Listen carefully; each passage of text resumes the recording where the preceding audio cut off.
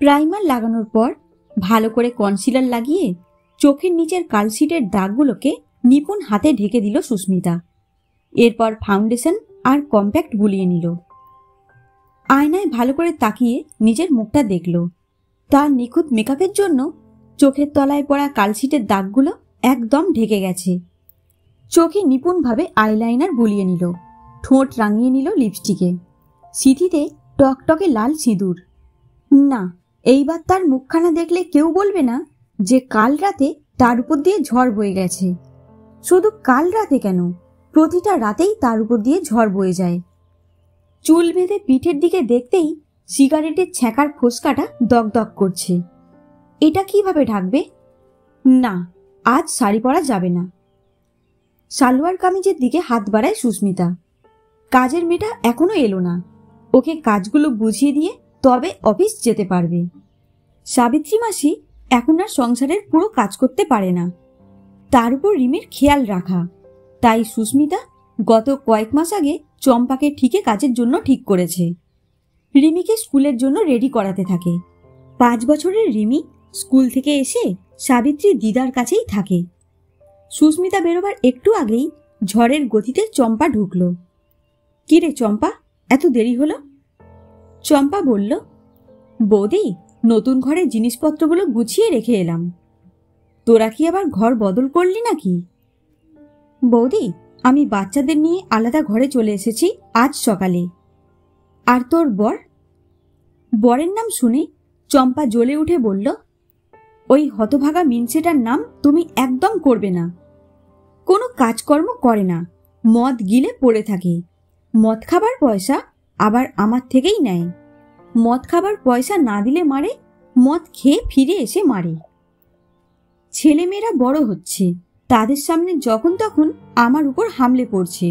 জোর জবরদস্তির এক শেষ। আমারই পয়সায় খেয়ে আমার গায়ে হাত তোলা? অনেক সহ্য করেছি বৌদি, কিন্তু আর না। যখন খেটে খাই, নিজে 5 বাড়ি কাজ করে পয়সা রোজগার করি, তখন আর ওই মিনসের সঙ্গে থেকে কি করব? তাই আমি ছেলেপুলেকে নিয়ে বেরিয়ে এসেছি। এখন থেকে একা থাকবো, গতর খাটিয়ে টাকা রোজগার করব, ছেলেমেয়েগুলোকে পড়াশুনো শিখিয়ে মানুষ করব। চম্পার মনের জোর দেখে অবাক হয়ে যায় সুস্মিতা। অশিক্ষিত হয়েও কি সুন্দর পারল নিজের মর্যাদা রক্ষা করতে। আর সুস্মিতা?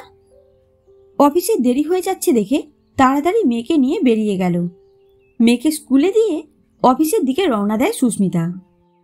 তার সাজগোজ দেখে অফিসের অনেকেই আড়ালে হাসাহাসি করে। এটা সে জানে, কেরানির কাজ করে এত সাজসজ্জা। কিন্তু সুস্মিতা নিরুপায়।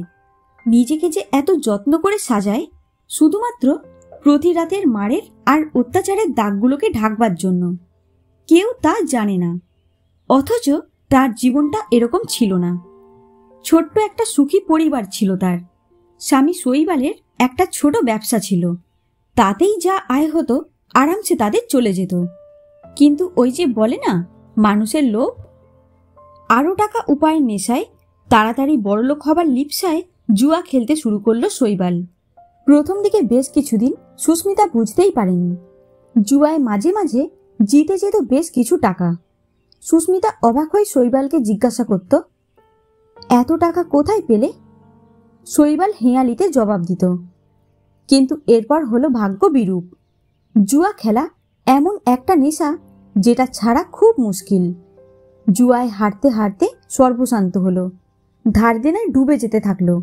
যেটুকু জমানো টাকা পয়সা ছিল খরচা হয়ে গেল। এদিকে রোজ পাওনাদারদের উৎপাত, ওইদিকে জুয়ার সঙ্গে মদের নেশাও ধরেছে শৈবাল। শেষ পর্যন্ত ব্যবসাটা বিক্রি করে দিতে হলো। ব্যবসা বিক্রির টাকা দিয়ে পাওনাদারদের ধার মিটিয়ে তাদের হাত থেকে নিষ্কৃতি পাওয়া গেল। কিন্তু সুস্মিতার সাজানো সংসারটা রসাতলে চলে গেল। সংসার চালাতে বাধ্য হয়ে সুস্মিতা একটা অফিসে কেরানির কাজ জুটিয়ে নিল। আর কাজকর্ম হারিয়ে শৈবাল দিন দিন উচ্ছন্নে যেতে লাগলো। প্রতিদিন তার মদ আর জুয়ার টাকা চাই, আর সুস্মিতা না দিলেই মারপিট, ঝগড়া, অশান্তি। এক সময় সুস্মিতার ইচ্ছা করে মেয়েকে নিয়ে কোথাও চলে যেতে, কিন্তু কোথায় যাবে? সমাজটা যে বড় খারাপ। একলা মেয়ে দেখলে ছিঁড়ে খেতে চায় সবাই। তবু ওই সিঁদুরের চিহ্নটুকু তাকে বাইরের জগতেই একটু সম্মান দেয়। কিন্তু শৈবালের অত্যাচারের মাত্রা দিন দিন বাড়ছে, দিন দিন আরো বেশি করে অমানুষ হয়ে যাচ্ছে। সাবিত্রী মাসিও বলতে এসে অপমানিত হয়েছে, তুমি কাজের লোক, এই বাড়ির আশ্রিতা, কাজের লোকের মতোই থাকো, আমাদের স্বামী স্ত্রীর ব্যাপারে একদম নাক গলাবে না। সুস্মিতা যদি বলে আবার পরিশ্রম করো, নতুন করে ব্যবসাটা শুরু করো, চিৎকার করে ওঠে শৈবাল, মেয়ে মানুষের মতো থাকো, আমি চেষ্টা করছি, এইবারে জুয়ার বাজিতে একটা বড় দাও মারলেই আবার আমি ব্যবসাটা শুরু করব। সুস্মিতা বলে, লোককে ধরে করে সংসারটুকু চালানোর জন্য আমি চাকরিতে ঢুকেছি, মেয়েটা যাতে একটু লেখাপড়া শেখে, এই টাকা আমি তোমাকে দিতে পারবো না, আর তোমার মদ খাওয়া আর জুয়া খেলার জন্য তো নয়ই। সঙ্গে সঙ্গে হাত চালায় শৈবাল। তার উপর এখন যুক্ত হয়েছে সুস্মিতার প্রতি সন্দেহ। সুস্মিতা এত সেজেগুজে অফিসে যায়, নিশ্চয়ই অফিসের বস বা অন্য কোনো ছেলেদের মন গলানোর জন্য। মেরে ঠোঁট ফাটিয়ে দেয়, কোনোদিন বা সিগারেটের ছ্যাঁকা। কাল সন্ধ্যায় মদ খাবার টাকা দেয়নি বলে এমন ঘুষি মারল মুখে, চোখের তলায় কালশিটে পড়ে গেছে। সেই কালশিটে ঢাকতে তার এই চড়া মেকআপ। প্রতিদিন মা বাবার বিশ্রী ঝগড়া দেখে রিমি ভয় কেঁদে ওঠে। কখনো বা শৈবালের গলার আওয়াজ পেলে রিমিকে সুস্মিতা গিয়ে সাবিত্রী মাসির কাছে দিয়ে দেয়। সুস্মিতা তার ভবিতব্য মেনে নিয়েছে, এইভাবেই যন্ত্রণা নিয়ে তার সংসার তাকে চালাতে হবে। অফিসের বেশ কিছু কাজ পেন্ডিং থাকায় সেদিন বাড়ি ফিরতে রাত হয়ে যায় সুস্মিতার। বাড়ি ফিরে দেখে শৈবাল এসে চিৎকার চেঁচামেচি করছে, মদের নেশায় চুর একদম। কাল রাতে সুস্মিতাকে মেরে ওর হাত থেকে যে আংটিটা নিয়ে গিয়েছিল সেইটা বিক্রি করেই বোধহয় জুয়া খেলে আর মদ খেয়ে ফিরেছে। সুস্মিতাকে দেখে একেবারে ঝাঁপিয়ে পড়ল, কুলটা চরিত্রহীনা মেয়ে ছেলে, এত রাতে কোথা থেকে ফষ্টি নষ্টি করে ফিরলি? সুস্মিতা বলে, মুখ সামলে কথা বলো, সংসারটা চালানোর জন্য আমি উদয়স্ত পরিশ্রম করি, আর তুমি আমার পয়সায় বসে বসে অন্ন ধ্বংস করো। কি, যত বড় মুখ নয় তত বড় কথা? এই বলে সুস্মিতাকে ধমাধম মারতে শুরু করে শৈবাল। রিমি যে ঘরে রয়েছে দুজনের কারোরই খেয়াল নেই। বাবা মাকে ওইভাবে মারছে দেখে রিমি ছুটে এসে ছোট ছোট হাতে বাবাকে কিল চর ঘুষি মেরে বলে, তুমি একদম আমার মাকে মারবে না, তুমি বাজে, তুমি পচা। হঠাৎ করে হক চকিয়ে যায় শৈবাল, তার ছোট্ট মেয়েকে ওইভাবে মারমুখী হতে দেখে।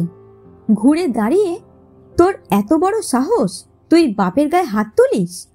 এই বলে রিমিকে একটা চড় মারতে গেলে আজ সুস্মিতা উন্মত্ত বাঘিনীর মতো ঝাঁপিয়ে পড়ে শৈবালের উপর, ধমাধম মারতে শুরু করে শৈবালকে। আর নয়, অনেক সহ্য করেছি, ভেবেছিলাম একদিন তুমি তোমার ভুল বুঝবে, আবার নিজের হাতে সাজিয়ে তুলবে তোমার সংসারকে। কিন্তু না, যে গভীর পাঁকের মধ্যে তুমি ডুবে আছো সেখান থেকে তুমি কোনোদিনই বেরোতে পারবে না। তবে আমাকে আর আমার মেয়েকে এবার থেকে মারলে তোমার হাত আমি ভেঙে গুঁড়িয়ে দেব। মেয়ে আর বউয়ের হাতে পাল্টা মার খেয়ে শৈবাল গজরাতে গজরাতে বাড়ি থেকে বেরিয়ে যায়। সুস্মিতা মেয়েকে জড়িয়ে ধরে কেঁদে বলে, তুই এত ছোট হয়েও আজ যে প্রতিবাদটা তুই করলি, আমার চোখ খুলে দিলি। এবার থেকে আমিও প্রতিবাদের ভাষা শিখে গেছি। আমারই দোষ যে আমি ওই লোকটাকে এত দিন ধরে প্রশ্রয় দিয়েছি। চম্পা যদি একটা কাজের মেয়ে হয়ে তার স্বাধীনতাকে বুঝে নিতে পারে, তাহলে আমি পারবো না কেন? সাবিত্রী মাসিও ঘরে এসে বলে, আজ তুমি ঠিক করেছো বৌমণি, কারণ অন্যায় যে করে আর অন্যায় যে সহে দুজনেই সমান দোষী।